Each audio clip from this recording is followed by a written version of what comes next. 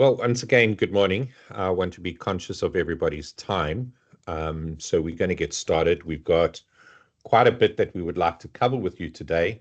And I'm very fortunate to have some really, really great ladies that are part of our team that are going to be talking to you at various stages of today's webinar. So as we kick things off, I just want to take a moment to really appreciate something, and that's if there's one thing that African women entrepreneurs really understand, it's how to make things happen.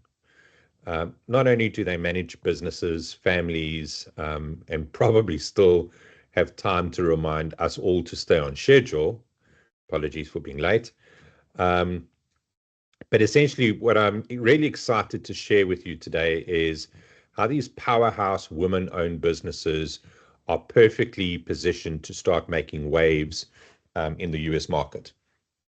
So let's get started, and hopefully you can pick up a couple of tips along the way. So the rise of women-owned businesses in the United States retail sector is a real testament to the increasing role that women entrepreneurs are playing in reshaping the marketplace, really driving innovation and championing values that resonate with today's consumers. With the focus on creating products that often align with sustainability, inclusivity, community empowerment, women-led enterprises are setting standards and expanding their market share across multiple retail categories here in the United States. We're starting to see quite a significant penetration of women-owned businesses. So in recent years, the retail landscape has seen this marked increase in the number of women-owned businesses. This huge surge is driven by various factors, okay, and that includes access to more resources, support from gender diverse initiatives, and evolving consumer preferences that prioritize values over a pure product-driven decision. So, for example, Blueland, which was founded by Biaggi, is a pioneering eco-friendly cleaning brand that aims to eliminate single-use plastic through refillable concentrated cleaning solution. Blueland's innovative approach to sustainability really captured the attention of major retailers like Target, and that led to collaborations with celebrities like Kim Kardashian. This success illustrates how women-led companies are combining a mission-orientated approach with scalable business practices, making their products both marketable and impactful. So another great example is the Honey Pot Company, founded by Beatrice Dixon. She's a Black woman-owned business. Honey Pot has really broken barriers by bringing a fresh perspective to feminine care markets with products that prioritize natural ingredients and inclusive marketing. So, really resonating to the right target audience is what Honey Pot is all about. So after launching in 2014, Honey Pot experienced significant growth and secured distributions with major retailers like Target and Walmart and Walgreens. The brand's ethos is around destigmatizing feminine care and has resonated deeply with a broad consumer base, contributing to its rise as a recognizable and well-respected brand in a very, very crowded marketplace. So, Beatrice really challenged the established order, and that sector had been dominated by some of the big players and the big multinationals, and her organization became very, very successful. If you have a look at Beauty Bakery as an example, so that was founded by Casimir Nicole, and that's really revolutionized, again, the cosmetic industry by merging very high quality products with the social impact the branding. So, known for her mission to empower women, Cashmere Nicole has created a makeup brand that embraces diversity, but also supports cancer survivors, in particular breast cancer survivors, a cause very, very close to her heart, as she's a breast cancer survivor herself. So, with this unique branding, inclusive shade ranges, and a focus on ethical practices, Beauty Bakery has really made its way into major retailers. So, that's an example is Ulta. They stock her range quite extensively, and it's really earned a lot of praise for championing both inclusivity as well as quality. In essence, the rise of women-owned businesses has also gained momentum due to institutional support. So initiatives like the Women Business Enterprise National Council, WBENC, the She Economy, and various accelerator programs have equipped women-owned businesses and women-owned entrepreneurs with the resources that are needed to scale their business. In addition to this, a lot of the major retailers that we work with, such as Walmart, Kroger, Target, they have commitments, public commitments to diversity initiatives, and they actively seeking out and promoting products from women-owned businesses, especially those that bring a unique offering to consumers looking for brands with a story and a purpose. So for those of you that attended our previous webinars, you would have picked up that we really, really try to harp on telling the story of your brand. Women-led businesses are transforming the traditional retail landscape. Again, championing these innovative products that are responding to consumers' growing awareness on environmental impact issues, gender inclusivity, as well as, very, very big on the social responsibility. So as these companies continue to flourish, not only do they contribute to the economic growth, but also to a real culture that values diversity, authenticity, and this positive social impact. This upward trend is showing no signs of slowing down.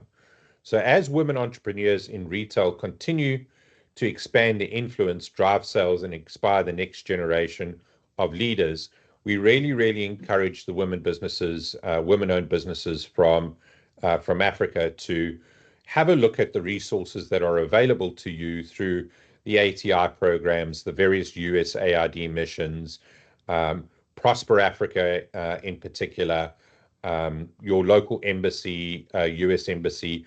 Reach out to each of them, and then obviously, follow our website, join our network, and we'll definitely try to help you along. So, women-owned businesses in the United States have access to a variety of tools and resources designed to support their growth and success.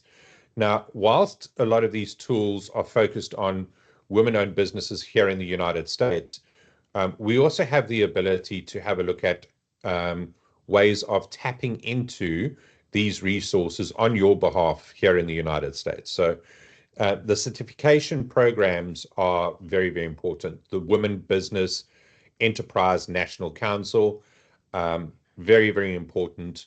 And that offers a very widely recognized certification for women-owned businesses, enhancing credibility and access to corporate and government contracts. You've then got the WBENC, which is the US Small Business Administration. They provide women-owned businesses, again, with certificates, facilitation, eligibility for federal contracting purposes, etc. The Small Business Administration also, provides quite a significant amount of mentorship programs, Again, that is through NAWBO. And that connects women entrepreneurs through local chapters offering networking events, mentorship, and advocacy. Um, at the recent AGOA summit in Washington, D.C., I was very, very pleasantly surprised that when I attended a session at one of the universities, and forgive me, I forget the name, but they actually have a dedicated program to women-owned businesses that doesn't cost anything, but they help you build a good business plan. Um, and there is another organization that I think you should reach out to, and that organization is called We Are Women Owned, so WAWO. And what they do is they host events and particularly have an online directory to promote women-owned businesses. And again, that fosters that whole level of community and collaboration. We then have a look at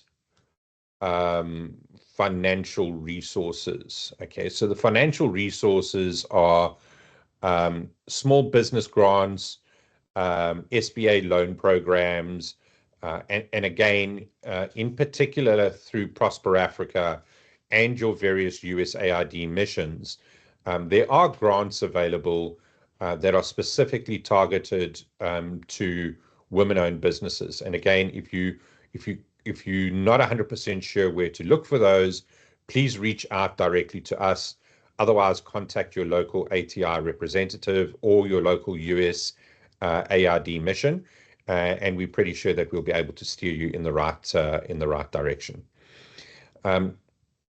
Education around the resources, okay, is really, really important as well. Just kind of identifying and towards the end of this presentation, there's going to be a QR code. You're welcome to download today's presentation. We're also going to make it available online later on. And these links that you see embedded in the presentation over here will take you directly to some of these websites that we're referring to today. And then there's also, as I mentioned earlier on, very, very strong retail-specific programs for women-owned businesses. And it's important to ensure that you carry the right form of certification to validate that you are actually a women-owned business. So leveraging all of these tools will significantly enhance the capabilities and the reach of women-owned retail businesses here in the United States. So a couple of things that we're going to be covering today is understanding the export market, regulatory compliance and standards, product development and adaptation, building an export plan, logistics and supply chain, marketing, branding, sales and distribution channels, some financial management and pricing, building a business relationship, and then obviously critically important is leveraging government and trade support. So it's quite a lot that we've got to cover. I'm going to kick off. So understanding the export market. So an overview of consumer packaged goods here in the US currently. Food and beverage. Food and beverage is the largest sector in the CPG industry. Americans spend over $1 trillion on these items annually. This category really includes everything from packaged foods, snacks, dairy, beverage, alcoholic beverages, with a significant portion of products sold through supermarkets, convenience stores, and online. Some of the trends that we're starting to see out there at the moment, health and wellness is really important, and women-owned businesses are playing a huge part in the health and wellness sector. So there's this growing demand for healthier options like plant-based foods, organic products, and items with functional benefits, so high protein, gluten-free, etc. But also, one of the great focuses that we see on women-owned businesses and products made for women by women is really the whole sustainability angle. So many brands are focused on eco-friendly packaging, ethical production practices, and that really starts to resonate well with environmentally conscious consumers. In saying that, however, you've got this increased demand for convenience. And that increased demand is really starting to push the to push the convenience side of your shopper purchases quite quickly. And again, emphasizing the importance of organic, and we are so strategically placed in Africa to fill that void. Natural ingredients is also critically important. As parents, in particular moms, they really want to know that the food that they are going to be feeding their children is as good as you can get it, and that's really why it's so important. So the combined demand for sustainability, natural ingredients, and that is creating this international appeal for significant opportunities for brands, especially for those outside of the United States. That tells the story. It brings that unique perspective of ethically sourced products into the American market. We've recently been working with a woman-owned hair care business in Africa because one of our retailers came to us and said, we're looking for a range of ethnic hair care products that is made by African women for African women here in the United States. And that is why, it becomes so critically important to understand exactly what the need is. So a couple of key demographics in terms of the market segment analysis. You've got your millennials, which is your 27 to 42s, and your Gen Zs, which is your ages 9 to 26.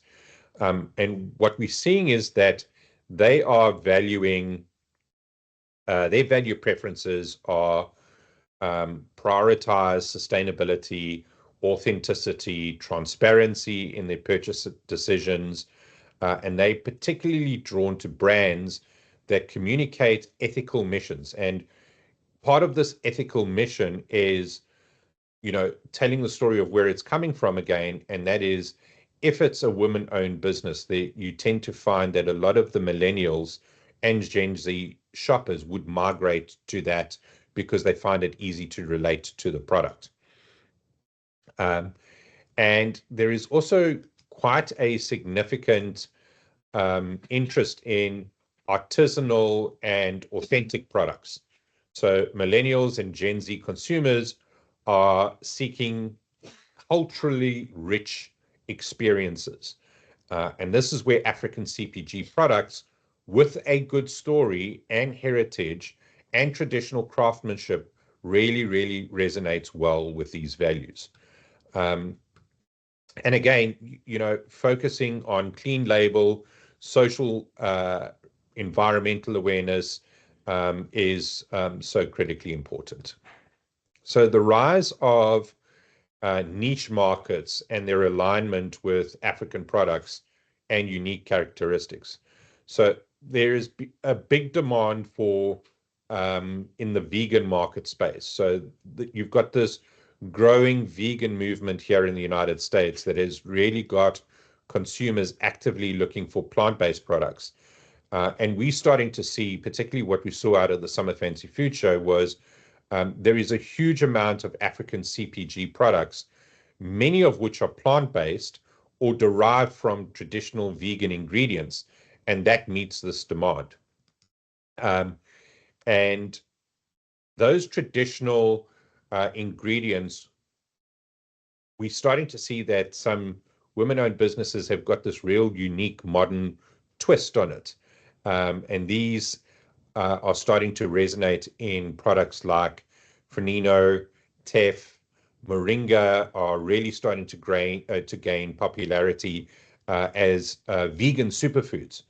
And their unique health benefits and natural profiles, and the value proposition that these actually bring is resonating extremely well with US customers. Then obviously on the organic market side, a big focus on natural chemical-free products. As moms, they really, really want to know that the product that they're putting into the kids' lunchbox, or that they're feeding their family in general, is starting to move to as organic as what it can possibly be. If you think about it, Africa has got 64% of the world's uncultivated arable land, most of which is organic. So there is definitely a great opportunity for business out of Africa in this field. And then you have a look at the fair trade market. So the fair trade market doesn't just necessarily include the environmental standards around it. The fair trade market focuses extremely intensively on the social standards of the business itself, and that makes sure that the business has, if it states that it's women-owned, it is women-owned. It has a look at encouraging women-owned businesses to grow and flourish. And then obviously through their website, through the Fairtrade website, they actually promote quite a lot of small-scale farmers and artisanal farmers. So many of these African CPG items are produced by cooperatives and women-owned cooperatives or small-scale producers, and marketing those products under the Fairtrade label adds a real value and attracts real good consumers who want to support the communities directly. So the rise of these niche markets presents a real valuable opportunity for CPG product exporters to enter the US market. Again, emphasizing and highlighting authenticity, the health benefits, ethical sourcing practices, and all of these things that kind of align very closely with the US current consumer trends. So a couple of marketing strategies to think about as we move through this. Compare your direct to consumer versus the retail distribution channel. So one of the topics of feedback that we've had is, what do we think about going directly to Amazon or Walmart Marketplace, etc. Direct to consumer offers a little bit of control and brand building, but requires quite a significant amount of marketing investment. Retail requires partnerships, but offers that higher reach. So, your e-commerce platforms like Amazon, Etsy, they cost-effective entry points for small African brands. But, just make sure that you're not selling your brand short. So a case study here is if you have a look at Sheer Radiance. What they really did is they leveraged US interest in natural skincare by marketing Sheer-based products with the African story. They used Whole Foods' local producer loan program for entry into this premium space. And again, these retailer loan programs aren't just restricted to domestic suppliers. If you have a valid business case, the retailers will definitely have a look at your business, particularly if it aligns with their overall objective of youth entrepreneurial businesses, women-owned businesses, etc. So moving on to our next slide is, and again, we covered this topic quite extensively in one of our previous webinars. So I'm going to run through it a little bit quickly, just to ensure that we kind of keep it fresh in your mind. Be very, very conscious of FDA regulations for food and cosmetics. So your mandatory labeling requirements is critically important. But then when it comes to cosmetics, our advice to you is to reach out to somebody like Shaq, who hosted one of our previous webinars. Reach out to her, maybe contract her services, and let them have a good look at your labelings and make sure that you're going to comply to the necessary standards. Also be very, very conscious of ingredient restrictions. We've seen this in a couple of products that have come through from Africa, where it is accepted to have these products in Africa, particularly things like colorants or something along that line. But unfortunately, it's got a base heavy metal that is, not permitted in terms of FDA regulations. So particularly again in cosmetics, and one of the reasons why I'm really harping on cosmetics is we see a lot of women-owned businesses entering that cosmetic space. So just be very, very conscious of those regulations. And then understand the manufacturing practices that are required. So this is not just the manufacturing practices or the GMPs that are required from an FDA perspective, but it's also very, very important to understand the manufacturing practices that the retailers actually set for you. Quickly moving on then onto the regulatory framework. So the USDA has got standards for organic certification. Understand what those standards are, okay? Make sure that you can meet those standards, because the last thing that you want to do is present a product to a retailer or put a call out on your packaging that doesn't meet the necessary standards. So there is a program called the NOP, which is the National Organic Program, and that sets the standards for organic labeling here in the United States. To earn this organic certification, producers have to avoid synthetic fertilizers, pesticides, and GMOs, and really follow a good standard with regards to soil quality, pest control, animal welfare, etc. So labeling a USDA certified organic product needs to include at least 95% of the organic ingredient requirements. Export relevance. Products from Africa aimed for the US organic market must still meet these standards and may require USDA certification for approval from an accredited international certifying body. You'll tend to find that you have one of these agencies or bodies in every single country in Africa. Again, if you're unfamiliar of where to get them, please reach out to ATI or to your local USAID mission, or directly to us, and we'll point you in the right direction.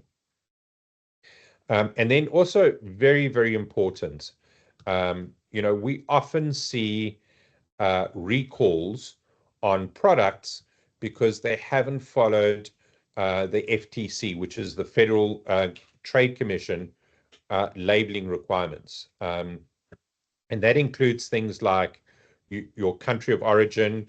So a claim, for example, made in Africa, those products must meet specific origin standards. You can't just say made in Africa. You've got to say basically where made in Africa. Natural claims, products labeled as natural, should not contain any synthetic or highly processed ingredients unless it's explicitly stated. And then obviously fair trade and sustainability claims is important. We were actually talking last night in my home.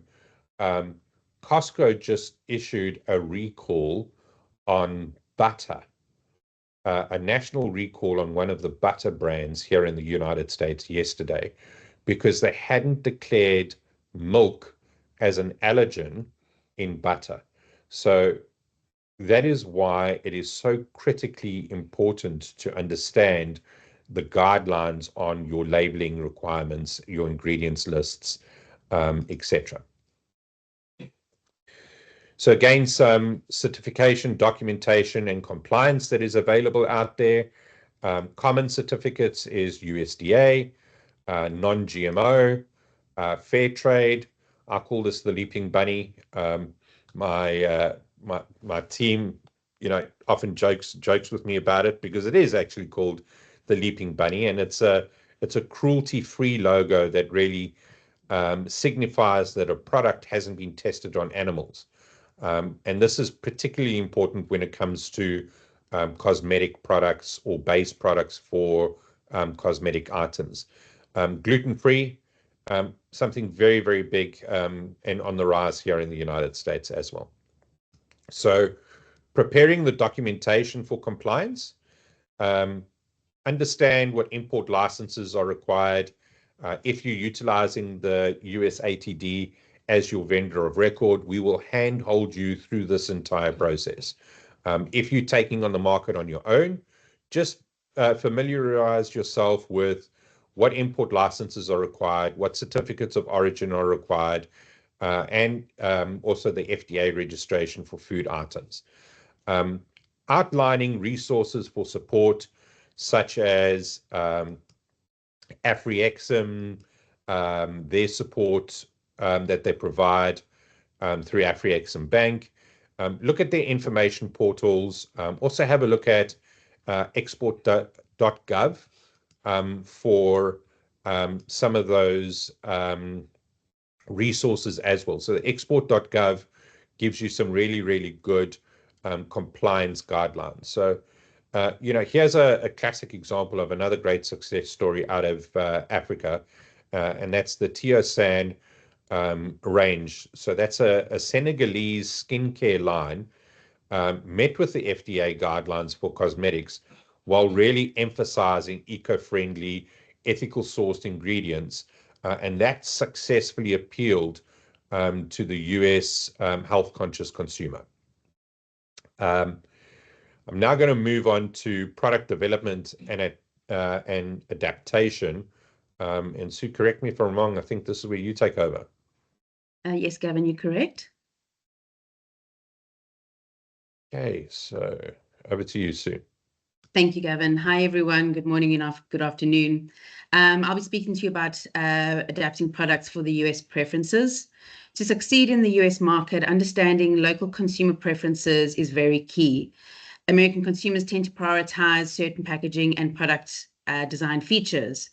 For instance, with packaging, they value functionality, especially with options like resealable packaging, which helps maintain freshness, and eco-friendly materials. Recyclable and biodegradable packaging that aligns with the growing interest in sustainability is also on the rise there.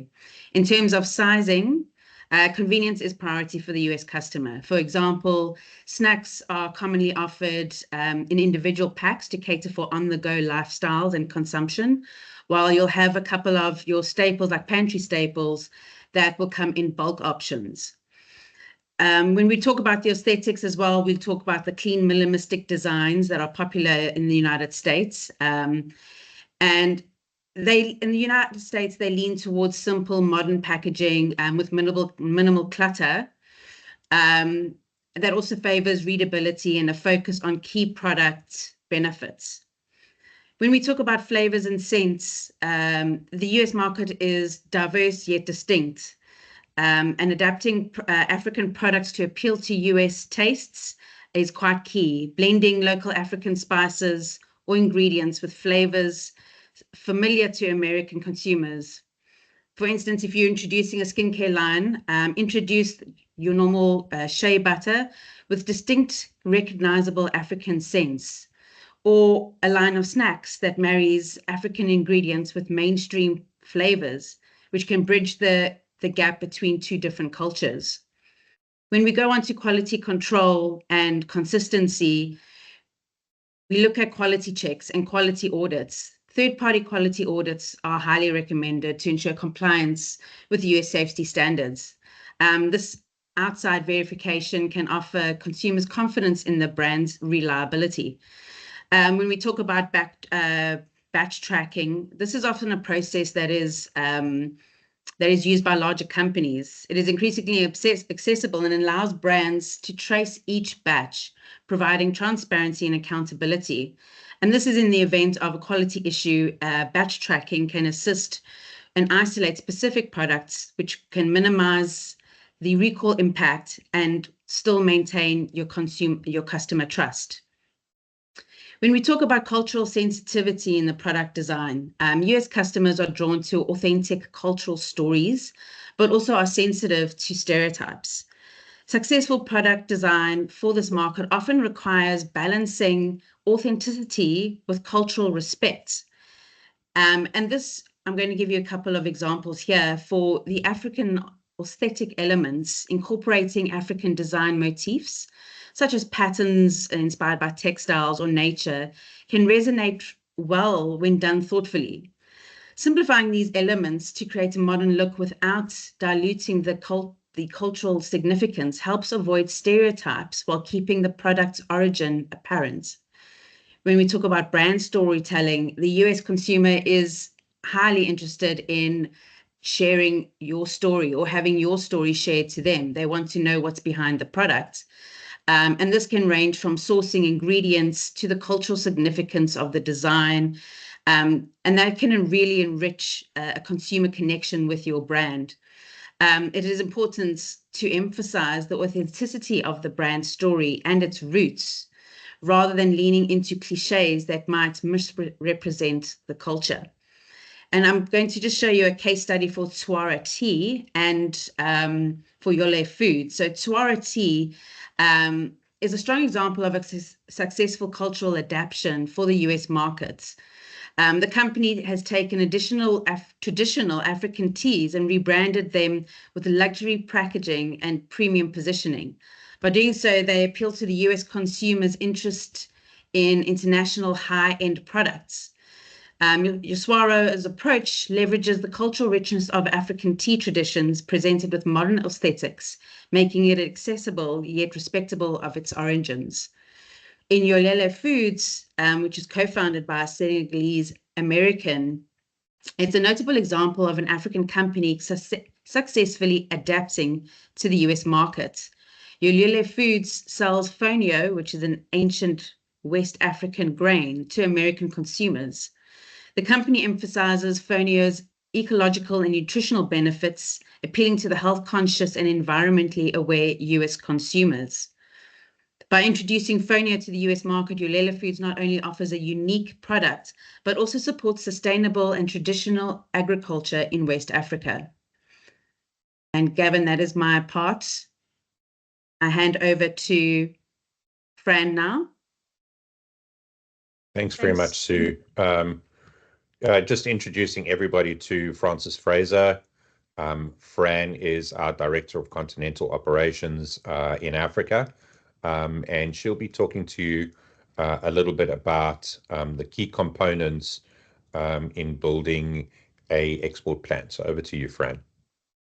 Thank you, Gav. Good afternoon, everyone, or good morning to those in the US.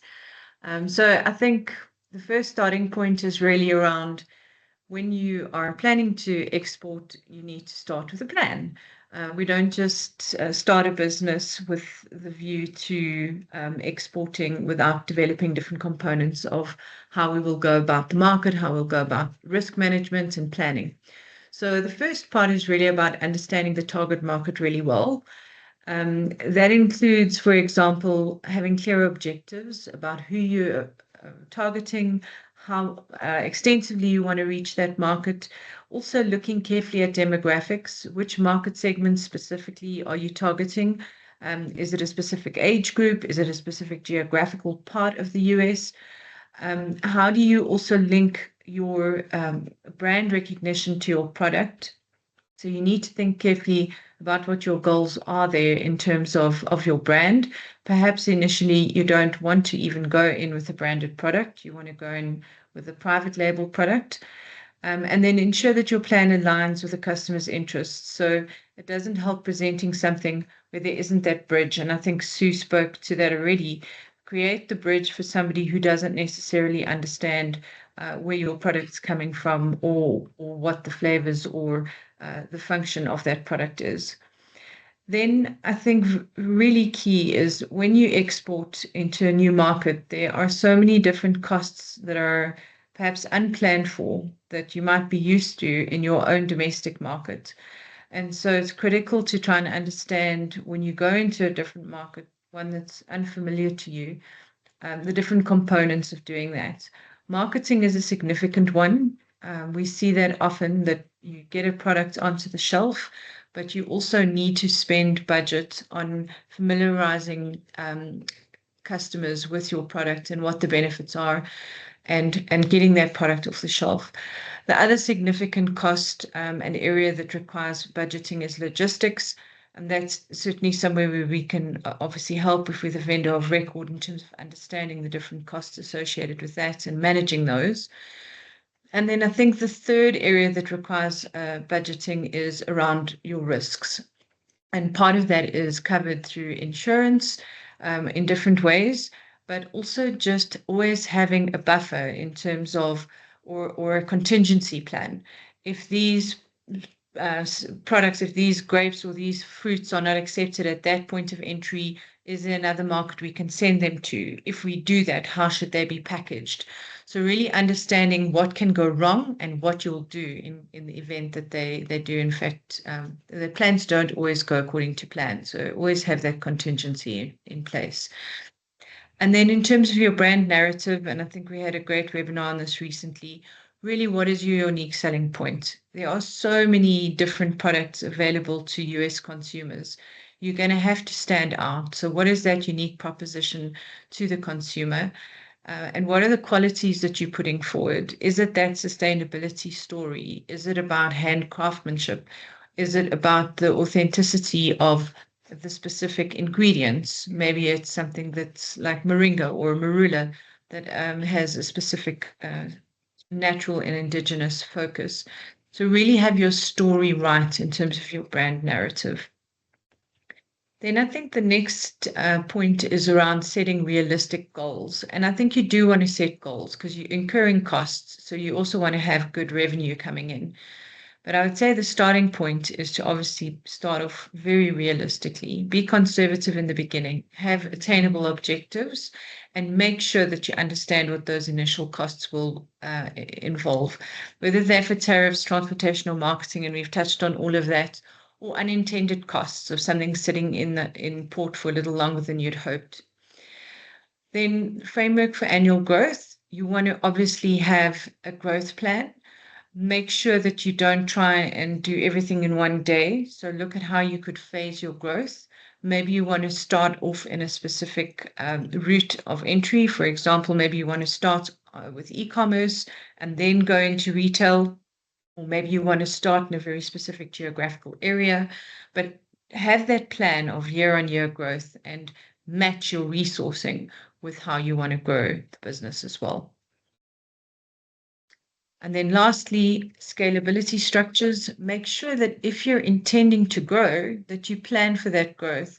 So don't get a factory that you can just squeeze into. If you have in your 3-year plan or 5-year plan that you're going to see significant growth, maybe invest in a space that's big enough or rent a space that'll allow you the flexibility to grow as your market grows.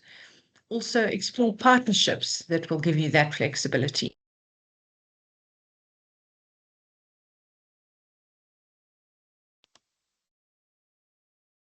In terms of risk management strategies, some of the key risks that you need to be aware of and consider in terms of how you price things and how you communicate aspects. The one is around currency fluctuations. We're very much subject to that in terms of how volatile a lot of local currencies are here. So factor that into how you're doing your budgeting and planning. I mentioned this already, but really focus on your import and logistics delays. Understand where things can go wrong and how you could address those and what you can do to avoid delays. Some of the compliance aspects are part of that. Ensuring you meet all the compliance requirements will help you to avoid unnecessary delays. Look at different port options. Then insurance for goods in transit, that's obvious. I think a lot of things can go wrong when products at sea. And so it's critical to have insurance in place. And there again, you can also agree on different Incoterms with your buyer or with us if we're the vendor of record, so that you can manage the costs associated with that, managing that risk. So in terms of a case study, we wanted to talk about BioBest, which is a Zimbabwean-based company that has grown into the US market in the superfood space. And I think what's key here is the story that they didn't initially start off in a massive retail store. They started out initially targeting specialized wellness stores and then growing and partnering with natural food distributors. So it's really a good case in terms of showing how you don't need to start huge. Get an entry point that makes sense, where there's a hook and an interest in terms of your product, understand the market, earn some good revenues there, and as you do that, start building your network and your different routes to market and take it from there. Back to you, Gav. Thanks very much, Fran. Great to obviously have you on the continent representing us. And again, for the team to reach out, please reach out to anybody on our team. We're happy to provide guidance and support, etc. It doesn't cost anything to join the US Africa Trade Desk, and we'll really handhold you through each step of the process. So with that, I'm going to turn over to another lady in our organization, Marlene. And what she does is she actually not only controls or oversees logistics and supply chain, but she's also later on going to talk about finance as well. Great to have another woman leader in our organization. So with that, over to you, Marlene.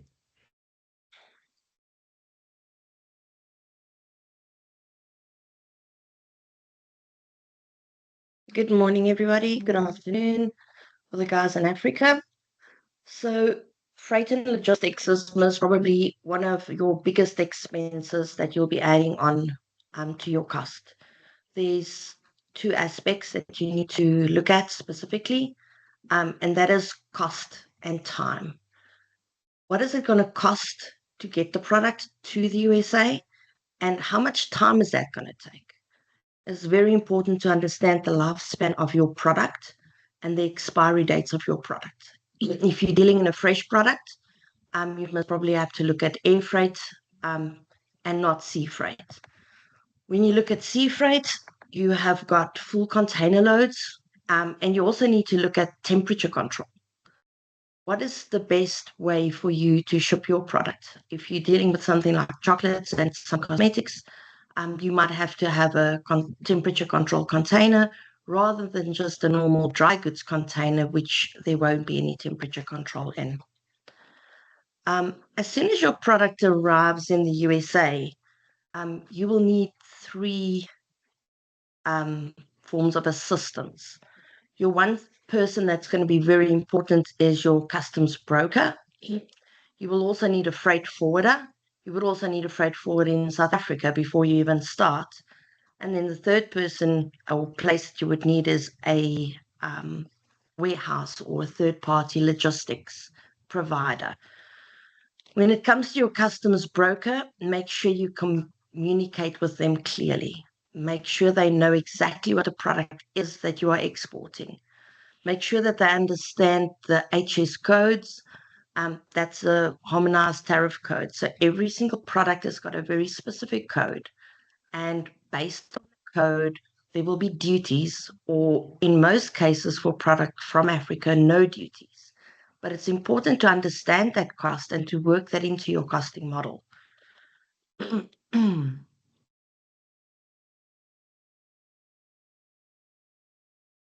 Communication is key.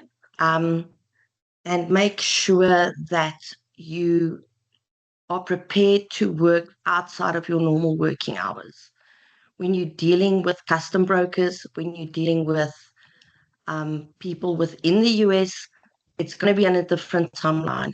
And you need to understand, send an email in the morning that they're only getting that in the afternoon, and that they might only reply to you later on. So be prepared to put the extra hours in and to actually be able to communicate with them clearly.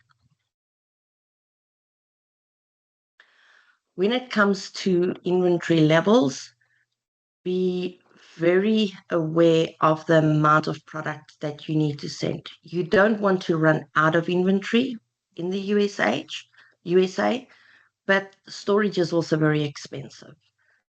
You need to understand how much product will fit into a container. Do you maybe want to make use of a part load instead of a full container load? Those options are available. And understand what is going to be the most cost effective for you. Compare your storage costs within the USA versus full container loads being sent over. Expenses in the USA is very expensive.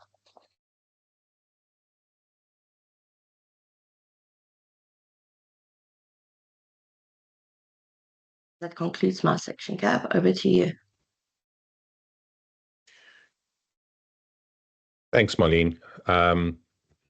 You know, from our perspective within our organization, it's great to have somebody who's really got their finger on the pulse. And I think it's so critically important. And having a real senior team in our organization that is, women-owned or ladies, really kind of keeps us guys in check. So it's really, really good to have somebody that makes these good calculated decisions for us. So with that, I'm going to hand back over to Sue, who is our director of marketing. She's based in Mauritius. So Sue, over to you to talk about marketing and branding. Thank you, Gavin.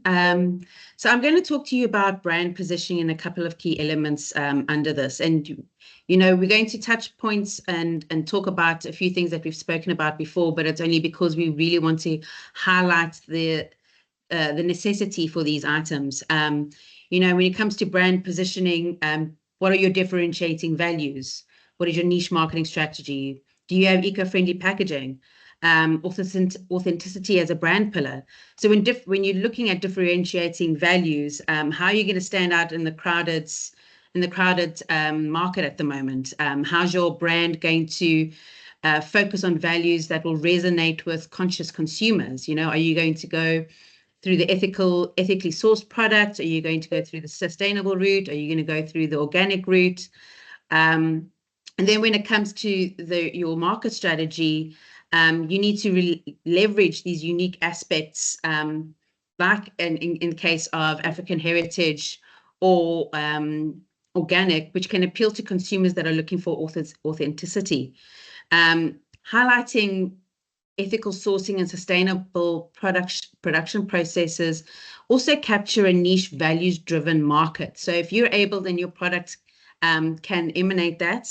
That needs to be communicated to the consumers. And eco-friendly packaging, you know, it's sustainable packaging is not an old phrase or a new movement. Sustainable packaging is becoming more and more evident in everything that we do. So this will not only enhance your brand image, but it will also meet the growing consumer demand for environmentally responsible products. And this will also strengthen your brand positioning, especially amongst the environmentally conscious consumers. And like I say, this is very, very big in the United States. And then when we talk about the authenticity as a brand pillar, emphasizing your authenticity by either storytelling or you emphasize within your design and your messaging. Consumers are increasingly prefer brands with clear, honest narratives that reflect real people and communities. And then when we talk about digital marketing strategies, I mean, these can be e-commerce platforms, social media, and influencer marketing, and creating that consumer connection. You know, your e-commerce platforms, and we've mentioned to the likes of Amazon and Etsy before, including Shopify in this conversation, which can offer the cost-effective entry points. But then again, it also relates back to what Gavin said. You know, do you want to do direct to consumer, or do you want to have that retail distribution? So that is all, you know, how you're going to effectively get that through. Then with your social media and influencer marketing, I mean, we're all very well versed with Instagram, Facebook, TikTok, and those platforms create a lovely, beautiful visual storytelling for you, whether it be pictures or videos, that really does communicate to the consumer on a personal level. And then when you start going into influencer partnerships, and these are definitely avenues to go look into, that will, and getting into these will amplify the reach and lend credibility to your products. Influencers have thousands and thousands of followers, and you just have to choose the right one for your products and your company. And then when the influencer will then obviously focus on storytelling that conveys authenticity and the sense of community around your product. And when we talk about, and I've just mentioned this before, the consumer connection, and this is the visual content like the videos and graphics that can show behind the scenes processes, ethical sourcing, or the cultural story behind the brand, you know, creating that emotional bond with consumers. Community as well, showing everything around in the community where the product is made, really does resonate with the US consumers. And then if we go to like storytelling, I mean, and this is you can either have a storytelling about the cultural heritage or the community impact that your brand has in the area. You know, your storytelling should emphasize how the products reflect the African culture, or what your brand is about, or what the product is about, and how it's made and how it's produced, and to communicate the brand's positive community impact. Then building the brand personality, this makes your brand relatable and distinctive. Personality and branding can distinguish a smaller brand from a mainstream CPG product, giving the consumer a reason to remember you rather than the alternative option. So, you know, having a quaint little product and a niche story behind it, that can really, really resonate with a lot of the US consumers in a big way. Your sustainability and ethics in the storytelling, and these are crucial selling points, you know, to tell the story of your brand's sustainable journey from sourcing to packaging through all the digital touch points. I mean, this will really get your brand out there and the awareness about your brand and the company, and what you have to offer. And then I just pulled up something from Acoma Skincare that I wanted to show, is they effectively captured a niche by weaving ethical sourcing and cultural heritage into its branding. From packaging to social media, every element emphasizes its dedication to fair trade, ethical practices, and African heritage, appealing to specific consumer segments seeking genuine products with a story. Their approach not only differentiates the brand, but also fosters loyalty amongst consumers who align with these values. It's a powerful example of how storytelling can elevate a brand's profile in competitive markets today. Thank you, Gavin. That's Thanks, Sue. Again, I encourage you to review some of the earlier webinars that we have that really dive deep into the importance of storytelling, and particularly for women-owned businesses. Highlight that. You know, there is a massive need for women-owned businesses to create a bigger impact in the US consumer space. And there is a huge amount of women-owned businesses in Africa that can benefit from these channels and utilize both the US Africa Trade Desk, the ATI initiatives, Prosper Africa, emphasizing on what Prosper Africa does. They are an extremely valuable tool in conjunction with the various USAID missions, to be able to help women-owned businesses, youth entrepreneurial businesses, kind of bridge this gap in getting into the US market. So I'm very conscious of time. I know that today's webinar is a 90-minute webinar instead of a 60-minute webinar. So I'm really just going to skip through a couple of quick topics over here, because you will find them on our website early on. So again, just having a look at emphasizing the sales and distribution channels that are available out there. Choose the right channel. To make sure that you're in the right space, make sure that you are targeting the right stores, make sure that you're targeting the right supermarket, and then utilize online marketing. So on that online marketing space, you'll tend to find that on Kroger.com or Walmart.com, or even Amazon, there is sections that actually highlight women-owned businesses, etc., and that creates quite a significant attraction to a particular customer group. And then build your sales relationships. You've got to own that. You've got to have the skin in the game. Make sure that your distribution network and understand what the tactics are. You've got to meet buyer expectations. So you're going to get a foot in the door, but you've got to ensure that you meet those buyer expectations, and partner with organizations that are out there. Partner with brokers, but again, in that context, be very, very conscious of who you're teaming up with, because they've really got to align with your values, okay, and make sure that they take a certain amount of direction from you in strategically placing your product where you would like it to be. But in saying that, really leverage the experience that the teams here in the United States have, okay? Because ideally what we want to do is we want to ensure that we set you up for the best possible success. Be conscious in terms of your contracts and negotiations. Be very conscious on what terms are out there, if there's a return policy or payment schedules. So again, understand the market that you're actually going into. So that market that you're going into might actually have the ability to provide an early settlement for women-owned businesses or an early settlement for entrepreneurial businesses. So again, understand where your product is going to and leverage each and every single tool that is available to you to ensure that your business succeeds. I'm briefly going to hand over to Marlene, who's going to talk to some of the financial management and pricing strategies.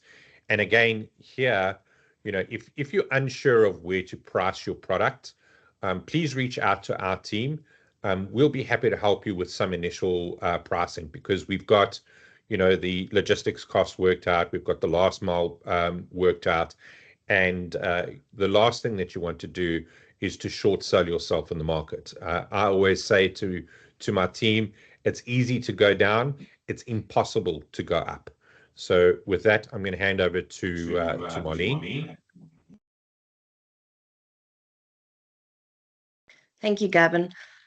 Yes, in saying that, it is very important to understand what similar products to yours sell for. It doesn't help that you go in and your price is completely overpriced. You might think that your product is better quality and so on, but you need to understand what the market price of the product is. Again, like Gavin said, it's easy to go down. It's not easy to go up in price. When you're working out your model of what you would be offering the price to the retailer at, understand what their margin is going to be. They will need at least 40%, which is a very big margin, but you need to understand that and you need to work that into your cost pricing. The other costs, your logistics costs, your tariffs, and when it comes to logistics, you've firstly got to get the product from your warehouse to the distribution or the port within Africa. From there, you've got the sea freight, and then you've got the last mile costs as well, and possibly distribution costs and warehousing costs within the USA. So make sure you make proper provision for all of those. Then you need to make sure you provide some costs for promotional activities. In the beginning, when your product is right next to another person's product and it's similarly priced, people might not want to try it because they don't know it. In order to drive trial, you will have to work in promotions. A very popular way of working promotions in the USA is doing BOGOs. It stands for buy one, get one. This is very expensive, but it is very effective. So make sure you actually build in some promotional costs that you can drive that trial. And once people have trialed your product, they will buy it again, because repeats is where your success lies. When you look at cash flow and payment terms, again, your cash flow goes about time.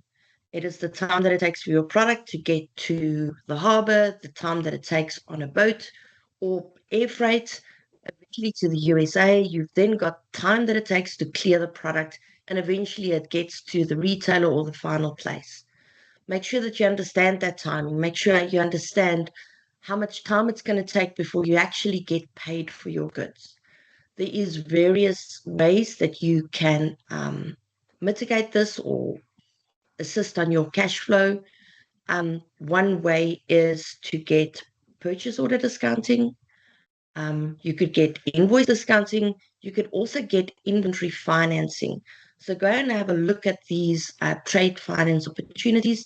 And again, we do deal with some banks. We can assist with recommendations of who to go to and how this works.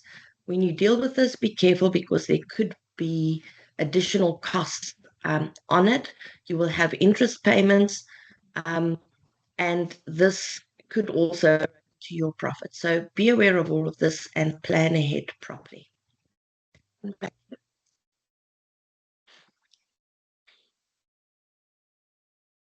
Thanks, Marlene. And again, emphasizing the importance of working together with Prosper Africa. Prosper Africa has got some fantastic partners within their network. Bayless Emerging Markets is one of them that stands out. Exim Bank, Africa Development Bank, etc. And what they can do is very similar to the Rwanda Coffee Cooperative, which really started to leverage finance programs to scale their sustainability and expanded distribution networks. So there is a section that we have with regards to building relationships, but I'm actually going to skip over that, and please feel free to download it and review it in your own time. And what I'm going to do is I'm going to move directly over to leveraging government support and trade support. And this is where Fran's going to take over again. She is our industry expert, based on the ground, kind of knows where to have a look for various resources, or will be able to point you in the right direction of where you can actually go and tap some of those resources. So Fran, over to you to discuss leveraging trade support. Thank you, Gav. So I think there's a lot of support that's available for trade between Africa and the US. We talk about the African Renaissance, and there really is a huge political will and support from the US government, but also a lot of support from local governments and various private sector organizations as well. So I just want to touch on some of those potential opportunities that you could explore. I think the first obvious government support is AGOA, the African Growth and Opportunity Act, and I'll talk a little bit more to that in a minute in terms of how you know about whether you're AGOA eligible or not. But what's key there is that you can imagine that if somebody from another market is paying a duty, and if you can enter into the US market duty-free, you have that price advantage over them. So a good example, diamond jewelry incurs a duty of 6.5% out of India, but if it's exported out of Angola, Namibia, or Botswana, that 6.5% is the advantage that a buyer would have if they were purchasing from one of those other 3 countries. So there are also obviously advantages of leveraging different trade agreements that are on the continent, like making sure you use SADC, the African Continental Free Trade Area, to reduce duties if you are using products and inputs from the region. And so obviously important to understand that. Then I would also say understanding different development bank opportunities that exist, whether they're import-export banks here on the continent or in the US, and really leveraging those. Then in terms of different trade organizations and NGOs, I think if you want to know more about AGOA, you should definitely visit agoa.info, and I've got the link on the next slide that you can have a look at. Also, I would say that there are huge resources available in the form of different membership organizations, whether they are exporter associations like in Mauritius, there's MEXA, whether it's a chamber of commerce that focuses on facilitating support for their members. Even some of the private banks have very broad assistance to the companies that they work with in terms of facilitating trade. So build that relationship with your own banker, see what your bank can also do for you. Then in terms of education and mentorship programs, I would say that there are a lot of opportunities in the women's space. There are specific programs that focus on women entrepreneurship, and AWEP is one of them. But also look out for free training on sites like the International Trade Institute of Southern Africa has free training on different trade content that is particularly useful if you're going into different markets, or if you just want to get a grounding on some of the basics of trade. And for example, really understand Incoterms and who carries what risk and what cost. There's an immense amount of information available online. A good example of a state support program is the Ghana Export Promotion Authority. In each country that you operate in, you'll find that there is either a provincial or a national trade and investment promotion agency that is there to support you, and you should engage them, tell them about the private sector reality. Often these state entities have never exported anything on their own. Bring them close to what you're doing so they understand the challenges and constraints you face, so that they can help to address those internally within the government structures that they work in. Just to quickly talk a bit more about AGOA and the benefits that come from AGOA. On the next slide, there are 32 countries that are AGOA eligible. So you have to produce the product in one of those AGOA eligible countries. And then there are over 6,500 products that are AGOA eligible. And to understand whether you're AGOA eligible, the best is to have the tariff code available and to plug it into the different places where you can do that. There's a key in agoa.info, but there's also that other link there. If you put that code into those tables, your product should come up, and you'll see that there's a column in the tariff schedule. If there's a D, that means it's AGOA eligible. In some cases, there aren't duties on a product, and you would enter the market duty free anyway. But if there is a duty from other markets, that's a great advantage for you if you're coming from the continent and from one of those AGOA eligible countries. Thanks, Fran. Again, here I'd like to emphasize, review information that is available on our website. Have a look at some of the webinars that we've done, but then also look out for some of the other Prosper Africa webinars that are going to be focused around AGOA eligible countries, AGOA eligible products. Really pay attention to that. And if you are unsure of anything, again, reach out to the local USAID mission, reach out to the team at Prosper Africa, reach out to the Africa Trade and Investment Initiative. They will help guide you. And then obviously we've got support services on our side as well. So before we have a look at some Q&As, I just really want to kind of summarize the key takeaways that we hope that you got from today's session. And that's really to build strong market knowledge, study the compliance standards, research the market properly, and leverage every single angle that you can possibly do as a woman-owned business. Don't hold back. You deserve it. There is opportunities out there, and leverage each and every one of those opportunities to ensure that you can give your product a competitive edge. Certify your business as a woman-owned business. Partner with the various US trade programs and understand what those are. And again, if you're not sure, reach out to Prosper or reach out to the local USAID missions or reach out to your local US Chamber of Commerce. I'm pretty sure that they'll be able to help guide you along the way. And then also utilize the various US retail programs and accelerators. So, there is a huge amount of accelerator programs for women-owned businesses within retail. There's a great organization, WBNC, that provides a lot of help and support around that. Really work with them, and that's the Women Business Enterprise National Council. Work with them. Again, they have a diaspora team, and they also have a look at a team, or they have a team that has a look at international women-owned business suppliers. Develop a compelling brand story. Bring the emotion into what you do. Highlight the unique African heritage that your product has.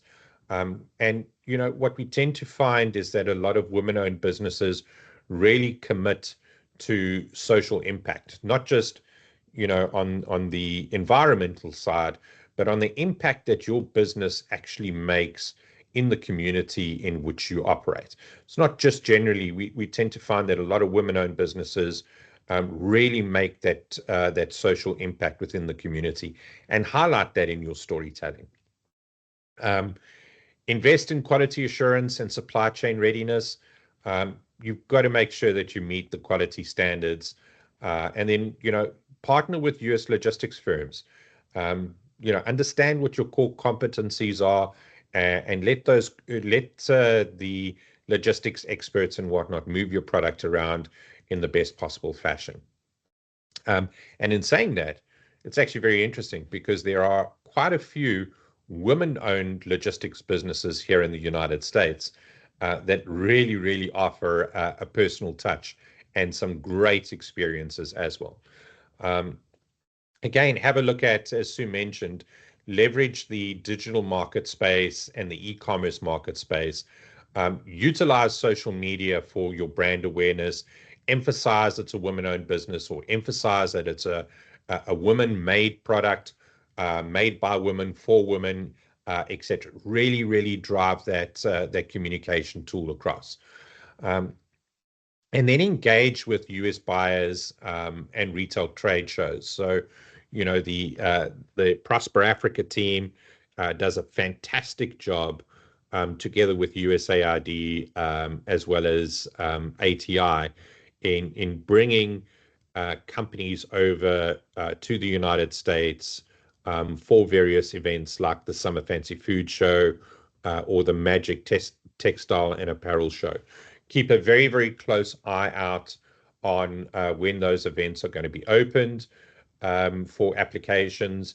Again, I encourage you to reach out to ATI, encourage you to reach out to your local chamber or your USAID mission. They really have their finger on the pulse on what is going to be available to come forward.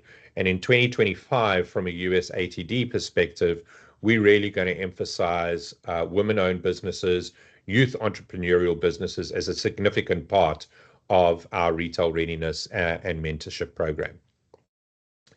And then join networks that support African women, and particularly African women entrepreneurs. There's great organizations and mentorship programs that are out there, but also tap into the diaspora networks that are here in the United States already. Don't look to recreate the wheel from scratch.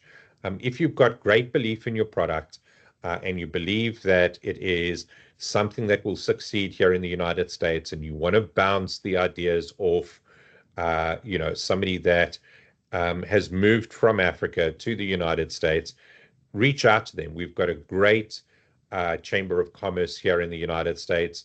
From a South African perspective, you've got a really, really dynamic South African Chamber of Commerce here in the US.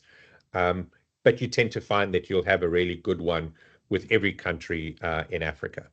So hopefully today you have managed to gain a little bit of insight in particularly what tools there are specifically for women-owned businesses and how women-owned businesses can leverage all of these tools to be able to provide you with a little bit of a competitive edge. So with that, I'm going to go back to Sue and ask if there is any initial questions that we may be able to answer. Hi, Gavin. Thank you. There has been no questions put into the Q&A section or the chat section. I just wanted to remind everybody that in the Q&A section or the chat, I have launched the poll for your feedback on this webinar. If you just wouldn't mind taking the time to complete that for us, that would be lovely. So if anybody would like to ask Gavin a direct question, or myself, Marlene, or Francis, please raise your hand and we'll allow the mic for you. Thanks, Sue. I know that today's webinar was an extended session. I think we'll limit our questions to maybe 1 or 2 questions. So okay, just so nominate you. We've got the first person is Busio. I think I'm not sure if I'm pronouncing that properly. Forgive me. So I'm going to allow you on. Hi. Hi, Hello. Busio. Hi, I'm Busayo from Nigeria. I have a brand called Busayo. Couple questions. We're pretty well situated in the US market, but there were some couple of acronyms you mentioned that I didn't know, I wasn't familiar with. ATI was one of them. And then second question, we've been shipping really outside of AGOA. And so if we want to become kind of inculcated into the AGOA system, like what would be the best way to go about it, like step one? Because I've heard that a lot of, some of my colleagues who are AGOA certified said a lot of times like custom officers don't even know what it is, and they can end up with like a quagmire where they believe they're qualified and then their goods get seized, etc. So what would your advice be for a brand that says, okay, fine, let's actually take advantage of these systems? And this is maybe a political question that you can't answer. Do you anticipate that the change in government would affect these trade agreements? Wasaya, yeah, thanks very much for that question. I think just kind of touching on the very last part of your question, will the change in the administration affect AGOA? I think the jury is out on that at the moment. As you know, AGOA comes up for renewal in September next year. It is a very, very strong opinion that AGOA will be renewed. It creates a significant amount of benefit for African suppliers, but also for US consumers as well. And I think where the Trump administration is going to be increasing tariffs, that's going to be on product originating out of China, Vietnam, Thailand, etc. that is eroding into the competitiveness of what is available here in the United States. Where Africa is going to play a key part is leveraging those opportunities and make sure that your business is ready to be able to capitalize on those opportunities when product out of China that you might be competing with now becomes considerably more expensive than your product because your product is AGOA eligible. So to answer your question about how do you make sure that your product is AGOA eligible, we have a fantastic partner. It's a lady by the name of Shakila Teasley, and she also is going to be running a series of webinars on behalf of ATI, which I mentioned earlier. ATI is a support mechanism. It stands for the Africa Trade and Investment Initiative, and they're pretty active, and I know that they're active in Nigeria. They've got a West African complement. Have a look at their website as well. There is some grants that are available, and specifically grants available for women-owned businesses. But getting back to the great benefit that SHAC brings to the USATD ecosystem is, and one of the reasons why some people might have had their product seized when it arrives to the United States revolves purely around not having your paperwork in order prior to shipping. That is why the classification of the HS code that Marlene spoke to is so critically important. If your documentation has the right HS code, you will have no problem in getting that product into the United States under AGOA eligibility. One of the elements that we offer within the US Africa Trade Desk is we actually run a product assessment. So once your product is uploaded into our network, prior to us actually presenting it to any of our existing retail partners, what we do is we have a look at each individual component and make sure that that is puts it into AGOA and AGOA eligibility space. A classic example of that is that we have a Kenya-based textile provider where literally all they had to do was make a tweak of 5% extra African cotton on one of the garments that they were producing, and that then made it AGOA eligible. So literally what they did is they just changed the pocket from a synthetic fiber that was coming in from India to a cotton fiber that was manufactured in Africa. And all of those intensive details is really where our team can add significant value to making sure that you benefit from every single opportunity that is out there to either maximize your return on investment or make you more competitive. So I hope that answers your question. I can follow up with some of the other questions I have. Sure. Yeah. And what's the best email to contact you guys? Will you provide that information? Sure. Yes. You can go to our website, usatd.org, and then just use the contact us or the info website, and that will populate through to our team, and we'll make sure that we get back to you as soon as possible. Also encourage you to sign up on the USATD portal. If you go to the website in the top right-hand corner, there is a join our network. What that triggers is it actually starts to trigger an active engagement between us. No cost to join the network. We don't charge anything. We'll provide as much advice as what we possibly can, but at least we get you into the ecosystem and we can start to actually assess your products. Great. Thank you. Okay, Gavin, we also have another person on the line here. Dimakatsu, I'm going to give you mic availability.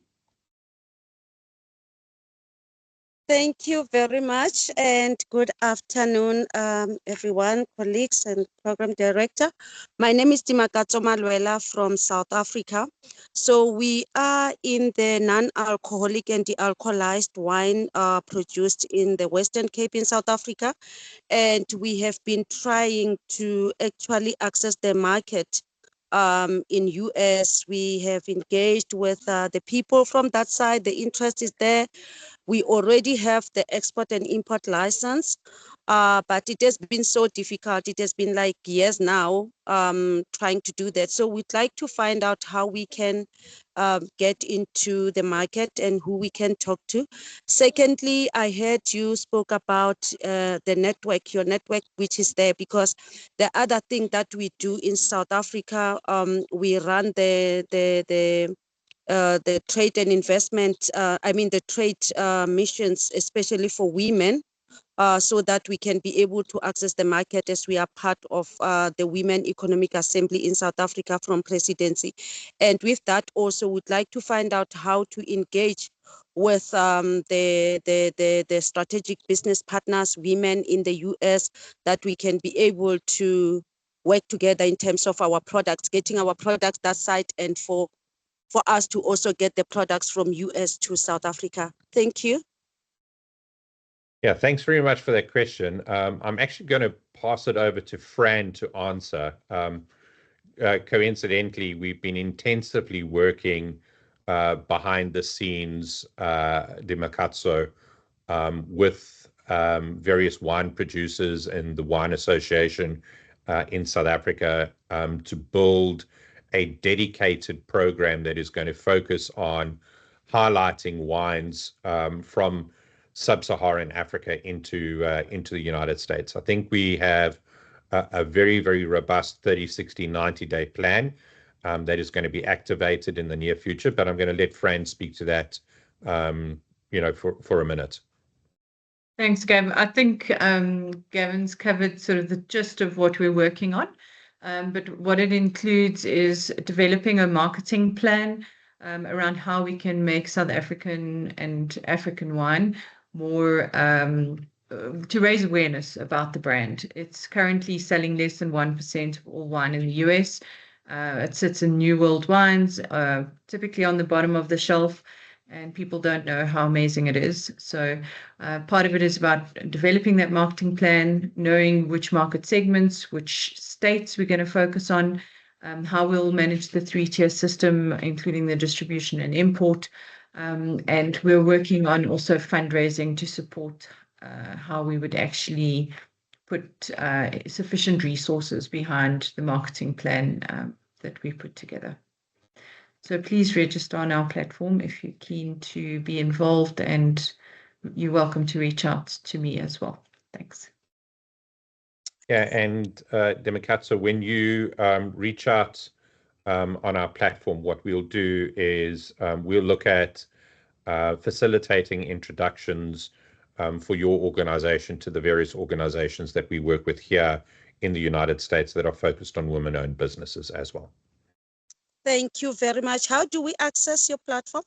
If you go onto the website, usatd.org, click on the top right-hand corner, it says join our network, and just complete the information there, and it kickstarts off a profile for you within the system. So maybe you can put the website address or the link into the chat function. I already have put it into the chat function as well. It's one of the first messages that I sent. So if you scroll down, I've put in the website address and how you can access the previous recordings as well as this one. Perfect. I think we have time for one more question if there is one. I don't see any other hands up from my side. Perfect. Okay, so ladies and the gentlemen that are on, but in particular for the ladies, thank you very, very much for joining us today. Please be on the lookout for other information sessions that we'll be hosting. Encourage you to take some time and go through some of the previous webinars and the previous content And again, really emphasizing the fact that we are here to help. We act as a bridge between African producers and the US demands of retailers, and then also the bilateral trade between product from the United States across to African buyers. Use the tools that are available through the Africa Trade and Investment Program, ATI. Reach out to the Prosper Africa Trade Team, reach out to your US Embassy, the trade support, and then very, very particularly the regional US ARD missions. They provide invaluable support and assistance to anything that you may need. So with that, thank you, everybody. Really appreciate your time today, and feel free to reach out to us at any stage. If you wouldn't mind just taking the time to run through the poll and the survey, it really helps us curate the content of our information sessions going forward. So thank you, everyone. Appreciate your time. Thank you, everyone. Thank you.